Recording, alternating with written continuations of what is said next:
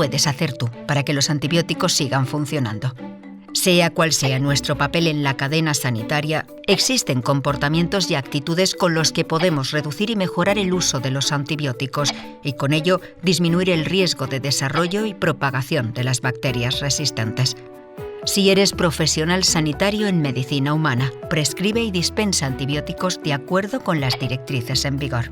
Evita las infecciones velando por la limpieza de las manos, el instrumental y el entorno, e informa a los pacientes sobre cómo se pueden prevenir las infecciones. Si eres profesional sanitario en medicina veterinaria, prescribe antibióticos de acuerdo con las directrices en vigor. Contribuye a la elaboración y puesta en marcha de un programa sanitario para cada explotación. Toma medidas para garantizar la detección temprana de infecciones. En el tratamiento de pequeños animales, receta siempre antibióticos de uso veterinario y desempeña un papel activo en la concienciación sobre la sanidad animal. Si te dedicas a la investigación, contribuye a ampliar el conocimiento sobre los antibióticos e investiga sobre posibles alternativas a estos tratamientos. Si eres paciente, cuidas de niños o ancianos o tienes una mascota, toma antibióticos solo cuando te los recete el médico. Recuerda que no son eficaces frente a infecciones causadas por virus como la gripe o el resfriado. Completa el tratamiento prescrito. Y si sobran, no los guardes ni los compartas. Llévalos al punto sigre de tu farmacia. Puedes prevenir las infecciones lavándote frecuentemente las manos, preparando los alimentos en condiciones higiénicas, adoptando medidas de protección en las relaciones sexuales y manteniendo las vacunaciones al día.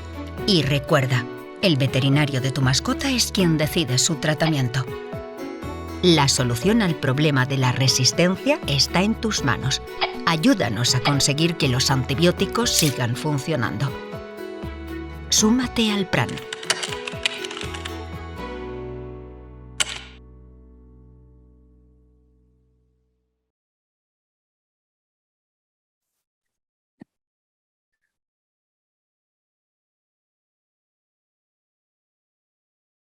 Y vamos a hablar del tratamiento antibiótico de infecciones asociadas a dispositivos endovasculares y endocarditis infecciosa. Como saben, es una enfermedad infecciosa con una baja incidencia, pero tiene una tendencia al alta en la actualidad por aumento de la población con cardiopatías congénitas corregidas, porque ha aumentado otra vez el uso a drogas vía parenteral, por el envejecimiento de la población y por el aumento de infecciones relacionadas a la atención sanitaria y presencia de múltiples dispositivos. A pesar de ser una enfermedad con una baja incidencia, sigue teniendo una alta mortalidad que puede llegar al 30% de nuestros pacientes.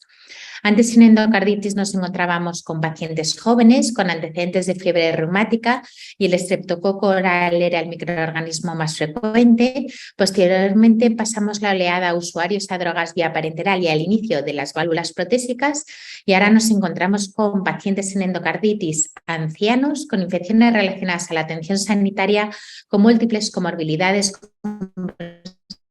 de múltiples dispositivos que haremos cómo tratarlos y el estafilococo ha desbancado al estreptococo como microorganismo causal más frecuente. Como decía William Osler, el padre de esta enfermedad, es mucho más importante saber qué tipo de paciente tiene una enfermedad que qué clase de enfermedad tiene un paciente. Por ello, creemos que esta endocarditis tiene que ser tratada por equipos multidisciplinares porque tiene un diagnóstico clínico, un diagnóstico microbiológico y un diagnóstico de imagen que necesita de la comunicación continua, de la rapidez y el esfuerzo de multitud de especialidades. Como saben, en los pacientes a nivel clínico nos encontramos con fiebre y soplo en más del 90% de los pacientes y como pueden ver en la diapositiva, también en endocarditis diagnosticadas tardíamente o subagudas nos podemos encontrar con signos tan floridos como pueden ser los nódulos de Osler, las lesiones de Janeway o manchas de Roth. Sí que es verdad que en el 80% los hemocultivos son positivos, principalmente para estafilococo, estreptococo o enterococo, que está ganando gran importancia en pacientes, por ejemplo, con TAVI, pero entre hemocultivos negativos tenemos también PCRs específicas, tanto en sangre como válvula, que nos pueden ayudar a identificar el microorganismo responsable. En relación a la imagen, es verdad que tenemos nuevas técnicas de imagen tanto de diagnóstico de endocarditis con ecos transesofágicos, ecos en 3D y representaciones con PEC-TAC asociados, o bien TAC cardíaco, resonancia magnética cardíaca, o bien resonancias cerebrales o de otros órganos para ver émbolos a distancia. Quería recordar aquí las indicaciones del eco transesofágico y del PEC-TAC. En relación al eco transesofágico, se hará en prótesis valvulares o dispositivos intracardíacos de inicio. También se hará para descartar complicación y recordar que se debe hacer un eco transesofágico a todos aquellos pacientes para ver si hay complicaciones diagnosticados de endocarditis por eco transtorácico, que a veces se nos olvida en la práctica clínica. El PEC-TAC se ha convertido en el gol estándar en pacientes con válvula protésica o dispositivos en el que sea dificultoso el diagnóstico por eco transesofágico, o también en pacientes con bacteriemia sin foco claro. Sí que es verdad que ahora mismo nos encontramos con múltiples dispositivos, como pueden ser dispositivos de asistencia ventricular, DAVIs, etcétera, que debemos de saber también cómo tratarlos. Por eso creemos, y así lo hicimos, un protocolo de profilaxis antibiótica en el implante de dispositivos. Hicimos uno de ECMO específico en nuestro hospital para intentar evitar que estos procedimientos conlleven una bacteriemia y, por tanto, un riesgo de endocarditis infecciosa. Recordar los criterios de Duke, siempre criterios microbiológicos, criterios de imagen, criterios mayores, si positiva para Coxiela, o dentro de los criterios de imagen hablan de PEC-TAC o de SPED o lesiones paravalvulares como complicaciones en el TAC cardíaco. Dentro de las recomendaciones quirúrgicas, principalmente insuficiencia cardíaca, infección no controlada o prevención de embolias cuando son las verrugas muy grandes que conllevan cirugía por su alto riesgo embólico.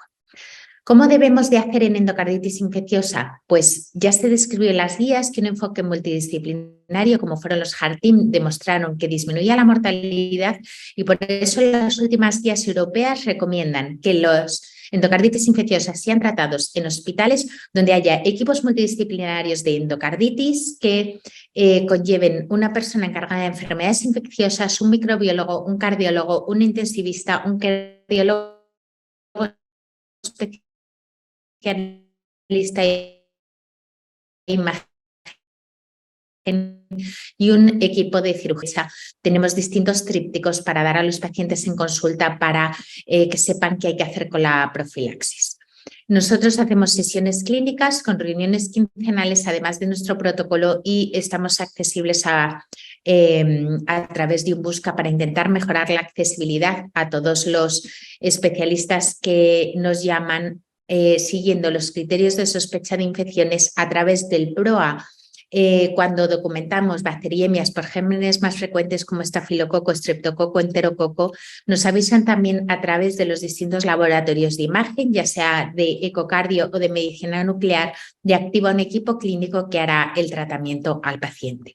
¿Cuál es el fin de los grupos de endocarditis? Mejorar la coordinación y la actuación inmediata ante la sospecha. ¿Y qué hemos conseguido con esto? Pues damos algunos datos de ecocardiogramas realizados cuanto antes en el día, hacemos alertas por equipos PROA, hemos aumentado la realización de PEC-TAC y la principal sospecha clínica fue fiebre sin foco aparente, y es verdad que desde la creación del grupo de endocarditis en nuestra hospital hemos conseguido una mayor detección de endocarditis y hemos disminuido la mortalidad intrahospitalaria en estos pacientes casi a la mitad. ¿Cómo debemos de tratar a los pacientes con endocarditis infecciosa? Primero tenemos que educarles en profilaxis antibiótica. Aquellos pacientes con riesgo son 3 grupos de pacientes: pacientes con válvulas protésicas, con cardiopatías congénitas no corregidas o con antecedentes de endocarditis infecciosa. Y como saben, las últimas guías fueron muy restrictivas y ahora solo incluyen estos 3 tipos de pacientes como alto riesgo y solo en procedimientos dentales que precisen manipulación gengival. Luego, no se hace de inicio prevención en estos pacientes. Otros procedimientos que se describían en guías previas, como pueden ser broncoscopias o manipulaciones genitourinarias o endoscópicas. Además de la prevención, tenemos que educar en higiene dental y cutánea y hablar a nuestros adolescentes con cardiopatías congénitas de la contraindicación de piercing o tatuajes. Antes de ir al dentista, en estos pacientes debemos recomendar amoxicilina 2 gramos previo al procedimiento o bien si es alérgico clindamicina. ¿Y qué es lo que ha pasado? Pues al ver estas guías tan restrictivas era lo esperable que, por ejemplo, en este estudio publicado en Estados Unidos describen cómo pacientes donde procedimientos o pacientes considerados de riesgo intermedio como pueden ser prolazo mitral aumentan los ingresos de endocarditis infecciosa, por lo que creemos, y son los mensajes que quiero que se lleven a casa, que es verdad que hay que valorar el riesgo-beneficio en otros pacientes porque, como en este estudio que he descrito, otros procedimientos no odontológicos muchas veces suponen un riesgo inasumible y creemos que pacientes con riesgo intermedio, como pueden ser prolazo mitral y aorta bicúspide, deben de ser reseleccionados a riesgo alto para valorar tanto otros grupos de pacientes como otros procedimientos para evitar endocarditis infecciosa. ¿Y cómo tratamos la endocarditis? Pues hay múltiples estudios. Lo más valorado ahora, como saben, es un tratamiento de secuenciación en hospital de día o domicilio, de lo que hablaremos de los distintos estudios, sobre todo el estudio POET que revolucionó este tipo de tratamientos y se basa en regímenes bactericidas a altas dosis de inicio intravenoso en combinación sinérgica. Como ven en la diapositiva, no sé si ven ustedes la flecha, en endocarditis aguda, subaguda, complicada, hay que hacer un comienzo inmediato del antibiótico tras sacar 3 hemocultivos y en endocarditis estable se puede esperar al antibiótico a 48-72 horas para la posible identificación del microorganismo. Haremos una duración de tratamiento de 4 semanas o de 6 semanas en caso de que sean endocarditis protésicas y el primer día del contaje de la duración del tratamiento se contará a partir de la erradicación de la bacteriemia cuando tengamos los hemocultivos negativos. El éxito del tratamiento se basa en la erradicación del microorganismo causal utilizando la antibioterapia adecuada y siempre como base debemos cubrir estafilococo valorando la resistencia a meticilina de nuestros hospitales, estreptococo y enterococo, sobre todo si se trata de TAVI. ¿Qué cambia en las últimas guías? Pues que los aminoglucósidos no están ya recomendados en válvula nativa por estafilocócico, que la rifampicina sí se debe asociar en válvula protésica, pero una vez erradicada la bacteriemia, tras 3-5 días de otro inicio antibiótico, la daptomicina en principio si se usa, la recomendamos en nuestro protocolo usarla combinada para evitar la resistencia sin tratamiento. Y nosotros la tenemos en endocarditis infecciosa por SAN cuando la CMI es alta o de inicio en endocarditis derecha o derecha en usuarios a drogas vía parenteral. En relación a válvula nativa, como tratamiento empírico de forma aguda, closa, AMPI y gentamicina, y en dispositivos valoramos vancomicina más gentamicina.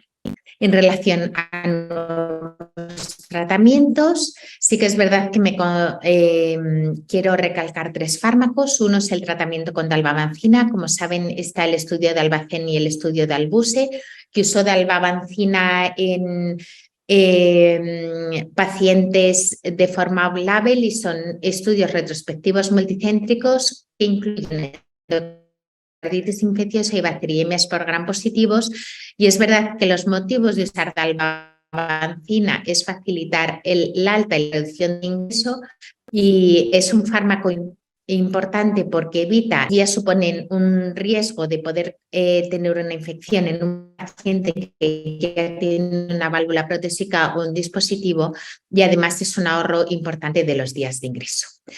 Si se usa dalbavancina en endocarditis, creo que hay que usarla de tratamiento de secuenciación, por supuesto, una vez que la bacteriemia esté erradicada, con microbiología documentada, tiene alto poder bactericida, es eficaz en biofilms y por ahora es poco frecuente las resistencias, aunque como saben es una indicación off-label. Pero es una posibilidad para el tratamiento domiciliario cuando no haya otras alternativas orales frente a SARM por toxicidad, intolerancia, etcétera.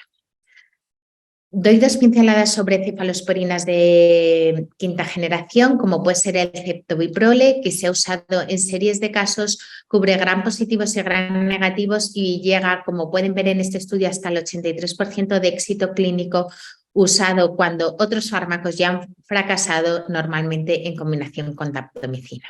También tenemos la ceptarolina, varios trabajos del grupo GAMES y este estudio, en el estudio Capture, se describe cómo se puede usar en bomba elastomérica a domicilio con hasta un 80% de éxito clínico en combinación. Y por último, no quería dejar pasar la oportunidad de hablar de Cándida en el estudio Escape, que es un estudio retrospectivo a 9 meses de seguimiento, y me parece una opción para aquellos pacientes que son pacientes frágiles, que además tenemos pacientes con endocarditis protésica por Cándida, que tienen un alto score para cirugía, que no se van a tratar y no sabemos qué hacer con ellos. Pues bien, este estudio nos describe cómo el tratamiento supresor a 9 meses con fluconazol produce unas recidivas menos frecuentes y es una opción terapéutica en pacientes no elegibles para cirugía, que como saben, normalmente las endocarditis infecciosas conllevan cirugía. Dentro de los nuevos esquemas de hospital de día, TADE y tratamiento oral, ¿qué es lo que debemos de saber? ¿Y qué es lo que debemos de saber que no se debe hacer? Pues las contraindicaciones en TADE de las guías es que se puede hacer a partir de la semana +2 de forma generalizada y no se debe hacer en pacientes con insuficiencia cardíaca descompensada, con insuficiencia renal, con hepatopatía, con clínica neurológica u otros accesos a distancia, con complicaciones quirúrgicas o contraindicaciones para la cirugía o bien microorganismos de difícil tratamiento. Si ponemos a nuestros pacientes en TADE, al menos debemos de hacer una valoración médica 1 o 2 veces a la semana. Dentro de forma específica del tratamiento intravenoso ambulatorio, y ya empiezo a hablar de endocarditis más complicadas, de válvulas protésicas y dispositivos. En válvula protésica, como pueden ver en la izquierda y señalo con la flecha, puede ser un TADE precoz a partir del día +10, es decir, igual que en válvula nativa, cuando son estreptococos del grupo viridans, gallolíticos o fecalis sin cirugía cardíaca. En válvula protésica de forma diferida, como pueden ver a partir de las 3 semanas, se hará en pacientes que requirieron cirugía cardíaca sin complicaciones graves o microorganismos de difícil tratamiento, y en dispositivos lo haremos a partir del día +10 en extracción precoz del cable sin complicaciones o esperaríamos a tratamiento diferido, en este caso 2 semanas, en endocarditis derecha con vegetaciones grandes o en endocarditis izquierda con complicaciones o extracción complicada. Opciones en TADE. Posibilidades que pueden dar buenos resultados: ceftriaxona y ampicilina en combinación para enterococo, teicoplanin para fecalis officium, cefazolina sustituyendo a clozacilina por su menor nefrotoxicidad y, como hemos hablado, para otros gérmenes más complicados se pueden usar como regímenes como ceptarolina en bomba elastomérica.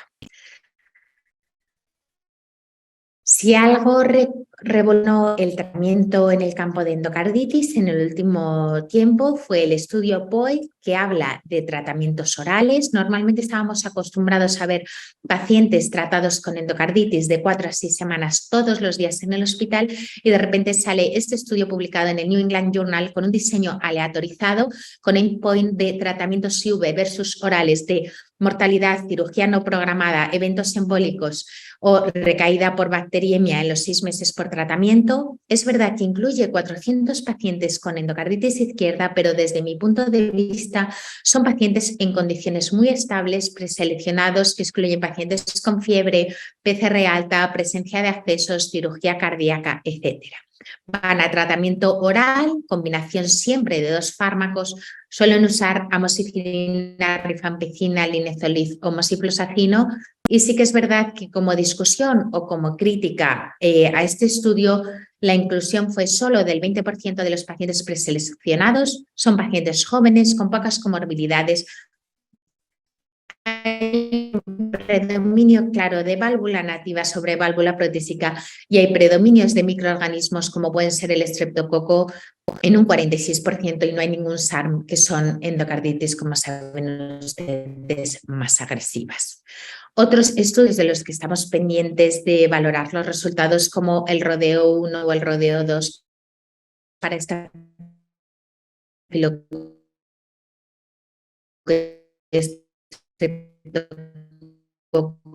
que creo que nos da de tratamiento oral en endocarditis, que deben ser pacientes estables, sin complicaciones, con bacteriemia erradicada, siempre como tratamiento secuencial a partir del día +10, que hay que valorar una antibioterapia que sea oral efectiva y con buena disponibilidad, que hay que hacer un seguimiento estrecho semanal, recordar siempre las contraindicaciones de las guías, por muy bien que esté un paciente ingresado, mucho cuidado con darle el alta por esa situación, ver todas las contraindicaciones y todos los efectos secundarios que se puedan plantear. Y el tratamiento oral de inicio no sería una opción de elección, probablemente se podría considerar en estreptococos sin complicaciones y con ingreso a altas dosis de amoxicilina, pero desde mi punto de vista poco más. Pasamos ahora a hablar de situaciones especiales en endocarditis infecciosa. He valorado 3 principalmente. La primera es válvula protésica y TAVI. Dentro de las endocarditis, las válvulas protésicas son las formas más graves, llegando a un 47% de mortalidad. Suelen ser aórticas con afectación, con afectación mitral hasta en el 20% y adquieren unas altas dificultades en el diagnóstico y en la estrategia terapéutica. Microorganismos más frecuentes, Staph coagulans negativos, Staph aureus y enterococo, y se deben de cubrir con tratamiento empírico con 3 antibióticos, con 2 con cobertura positivos, normalmente banco y gentamicina, asociando un fármaco para gram negativos como puede ser un cefepime o un carbapenémico de inicio. En relación a la cobertura de estafilocócica, de inicio 3 antibióticos, un agente antiestafilocócico asociado a rifampicina durante 6 semanas y las primeras 2 semanas asociaremos gentamicina. En relación a enterococo, vancomicina o ampicilina asociado a un aminoglucósido y por último, en relación a cándida, que ya hemos hablado de ese estudio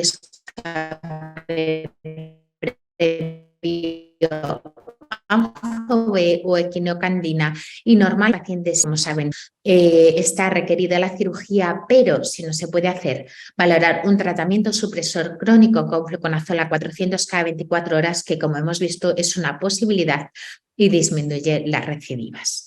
En relación a la cirugía en válvula protésica, es por supuesto más dificultosa que en válvula nativa y lo hablo todos los días con nuestros cirujanos cardíacos. Es verdad que la causa más frecuente son accesos paravalvulares, pero aunque la mortalidad llegue al 30%, es verdad que le debemos de recomendar a nuestros cirujanos cardíacos porque sin cirugía, con disfunción o invasión paravalvular, la mortalidad llega al 20%, al 100%. Por eso creo que hay que intentar valorarlo siempre. Y es verdad que no hay evidencia que retrasar la cirugía a la erradicación de la bacteriemia en estos casos mejore el pronóstico. Mensajes para llevar a casa en válvulas protésicas y TAVI. Pues si la TAVI se pone en pacientes que ya tenían un riesgo quirúrgico alto, ¿cómo vamos a convencer a nuestros cirujanos cardíacos que si estos pacientes se complican, los sometan a cirugía cardíaca cuando ya estaban desestimados? Por ello hay que hacer un análisis muy delicado, riesgo-beneficio, y si no son subsidiarios de cirugía, que probablemente no lo sean, hay que valorar un tratamiento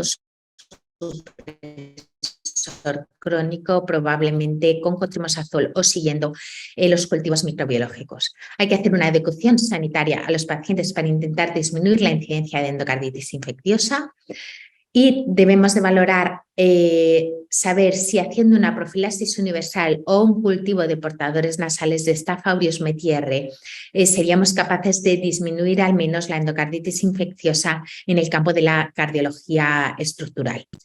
Debemos incidir también a nuestros hemodinamistas la indicación de una segunda dosis de profilaxis si se alarga el procedimiento más de 3 horas. Esta diapositiva no quería dejar de poner.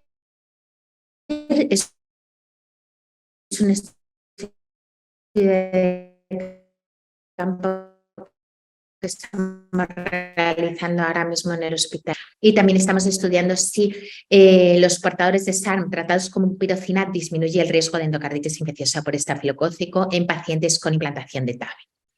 Pasamos ahora a la segunda situación clínica, dispositivos de electroestimulación cardíaca. Como saben, cada vez más y es muy importante porque esto va a decidir la duración del tratamiento antibiótico. El gol estándar del tratamiento en estos pacientes sería tirada, que cuenta a partir del primer día de tratamiento antibiótico. Las guías recomiendan monoterapia para cubrir Staph o Staph epidermidis en estos pacientes con vancomicina. Solo se combinará antibioterapia para gram negativos en el caso de inestabilidad, como ha comentado bien la doctora Lisa, y la implantación se hará siempre por vía y valoraremos mallas de tratamiento antibiótico impregnado de estos dispositivos que sabemos que disminuyen la probabilidad de infección en la implantación. ¿Cuándo debemos de hacer la implantación? Pues cuando los hemocultivos sean negativos, si la endocarditis solo era en el cable o los hemocultivos serán positivos a las 72 horas, o esperaremos 14 días desde los hemocultivos negativos si demostramos por el eco transesofágico que había una verruga en la válvula. ¿Cuánto durará? Pues durará de 4 a 6 semanas si la verruga se sentaba en la válvula del cable o eran bacteriemias por gérmenes frecuentes de endocarditis infecciosa, y sin embargo podemos limitar el tratamiento antibiótico a 2 semanas si la infección era de la bolsa u otras bacteriemias de gérmenes poco frecuentes para endocarditis, siempre que en el eco transesofágico demostremos que no haya vegetación, pero siempre que sea transesofágico. ¿Qué debemos de llevarnos a casa de dispositivos o qué quiero transmitir? Que siempre se va a hacer profilaxis quirúrgica frente a SAN, que las envueltas impregnadas en minociclina o rifampicina absorbibles en la implantación, ya describió el estudio RAP, que mejoraban y disminuían el riesgo de infecciones de dispositivos, que sorprendentemente las guías, los marcapasos y otros dispositivos de electroestimulación cardíaca no cumplen indicación de profilaxis primaria en procedimientos dentales, cosa que, aunque cuento porque lo dicen las guías, me sigue sorprendiendo, y que es verdad que cuando no se pueden retirar toda la parte de dispositivos y cables, se debe hacer un tratamiento supresor crónico con un fármaco con buena biodisponibilidad oral, pero al menos en estos casos, aunque no se pueda retirar todo, al menos hay que intentar retirar el generador. Pasamos a la última situación especial, soportes circulatorios de larga duración. La terapia de destino de dispositivos de asistencia ventricular primaria se ha convertido en pacientes con insuficiencia cardíaca terminal que no son elegibles por edad o por otras causas para trasplante cardíaco. Ha conllevado un aumento de supervivencia en estos pacientes, pero también ha conllevado un aumento de infecciones que debemos de saber manejar en hospitales donde se implantan este tipo de dispositivos. ¿Qué dicen las guías preimplante? Que hay que retirar todas las vías y catéteres, que hay que hacer una exploración y un tratamiento dental previo por masilofaciales, que hay que hacer profilaxis quirúrgica para gram positivos y gram negativos al menos durante 48 horas, como en cualquier cirugía cardíaca, y que hay que hacer despistaje nasal previo para SAN. Como saben, es importantísimo que una vez que se pone el dispositivo de asistencia ventricular se limpie el cable día a día. Enseñemos a los pacientes en la importancia de la limpieza diaria y de la educación en la inmovilización de estos cables, y siempre debe ser valorado por un especialista para descartar una posible infección activa. En estos pacientes con DAVI hay que valorar profilaxis en procedimientos dentales y valorar tratamiento antibiótico crónico supresor cuando se sospeche una infección, porque desgraciadamente cuando estos pacientes ya tienen un dispositivo con un motor en el ventrículo izquierdo,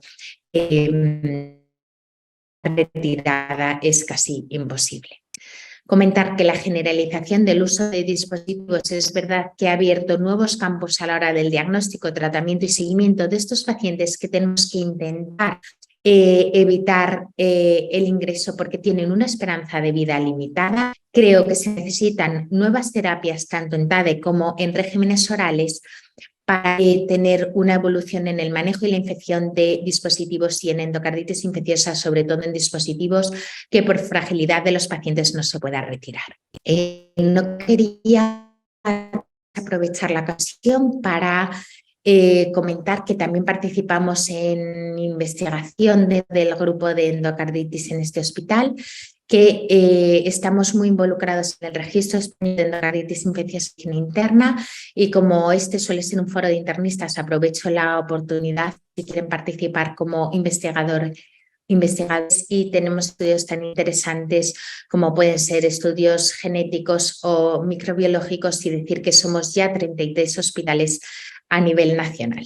Creo que la endocarditis, infección por dispositivos tan complejos, pasa por equipos que se coordinen tanto de microbiología, infecciosas, cardiología, área vascular, que mediante distintas pruebas de imagen como pueden ser PCRs, otras pruebas de secuenciación y con los nuevos antibióticos y nuevas pruebas de imagen seamos capaces de atender mejor a nuestros pacientes.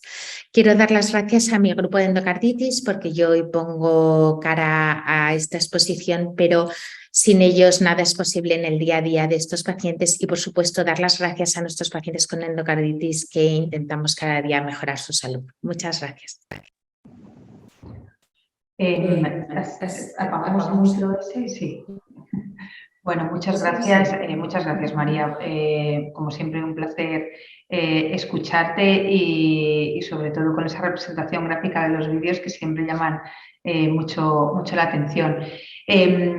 Nos hacen preguntas, pero que yo creo que es lo mismo que siempre nos preguntamos un poco todos, que es la parte de la profilaxis, que es la que queda siempre como más problemática, ¿no?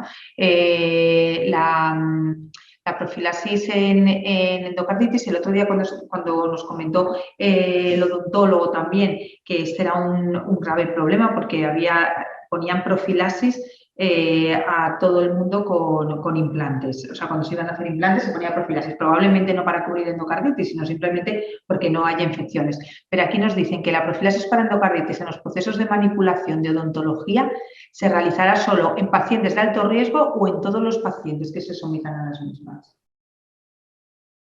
No sé si puedes ver la pregunta porque es que está en la parte de preguntas y respuestas, pero vamos hasta aquí. Es que está en la parte de preguntas y respuestas, pero vamos hasta aquí. Vale, es que veo como un chat sobre Cifiderocol. La profilaxis para prevenir de endocarditis infecciosa en las guías europeas solo está recomendada en los pacientes de alto riesgo, que serían 3 grupos, o pacientes con válvulas protésicas o pacientes con endocarditis infecciosas previas o adultos con cardiopatías congénitas no corregidas. Y en principio solo en procedimientos dentales las últimas guías restringen y quitan los procedimientos endoscópicos, los procedimientos genitourinarios y las broncoscopias como procedimientos para ello. ¿Qué es lo que se ha visto? Pues lo que he comentado, que en aorta bicúspide, en prolaso mitral y en otros procedimientos que no son los odontológicos con manipulación gengival, se ha visto distintos estudios que lo que está haciendo es aumentar la endocarditis infecciosa en pacientes con riesgo intermedio y en otros procedimientos. Las nuevas guías están por salir, yo creo que saldrán en breve, como mucho el año que viene, y sí que creo que van a aumentar el grupo de pacientes que se debe hacer profilaxis y, por supuesto, los procedimientos. Sí, bueno, yo creo, pues eso, lo que comentábamos, lo que has dicho, que queda, muy claro en qué pacientes hay que poner profilaxis para evitar el riesgo de endocarditis. Lo que el otro día también hablábamos es que no a todos los pacientes que se le van a hacer implantes hay que poner una profilaxis, ya no solo ni siquiera por el alto riesgo de endocarditis. O sea, quiero decir que aquí lo que hablábamos es que se pone a todo el mundo tratamiento antibiótico previo y además después. Bueno, pues muchas gracias, María.